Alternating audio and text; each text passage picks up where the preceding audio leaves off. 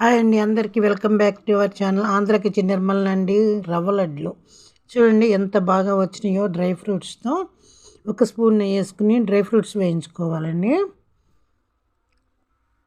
పుచ్చపప్పు, బాదం, జీడిపప్పు దోరగా వేయించుకోవాలి.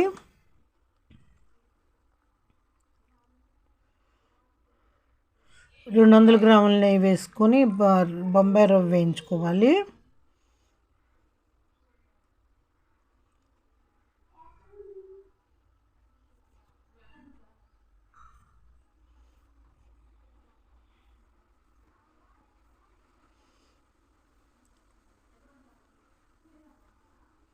దోరగా మంచి స్మెల్ వచ్చే వరకు వేయించుకోవాలి.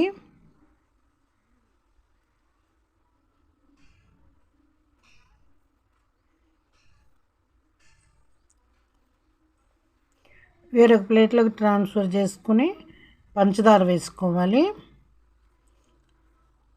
రవ్వ ఎంతో పంచదార కూడా అంతే వేసుకోవాలి.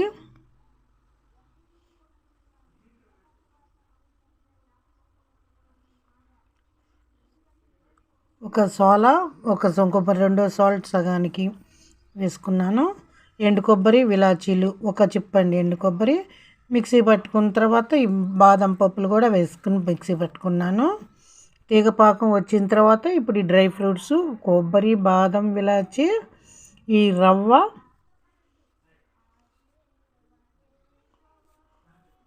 మొత్తం పోసేసుకున్నాను. ఇప్పుడు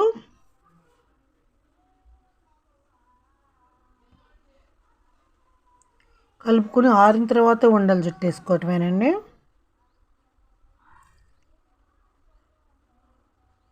పలచగా ఉంది కదండి, ఆరిపోయేటప్పుడు సరిపోతుందండి, గట్టిపడిపోద్ది ఆరేటప్పటికి. పిల్లల దగ్గర నుంచి ముసలి వాళ్ళ వరకు చక్కగా ఇష్టంగా తింటారండి ఇవి. చాలా భలే టేస్టీగా ఉన్నాయండి.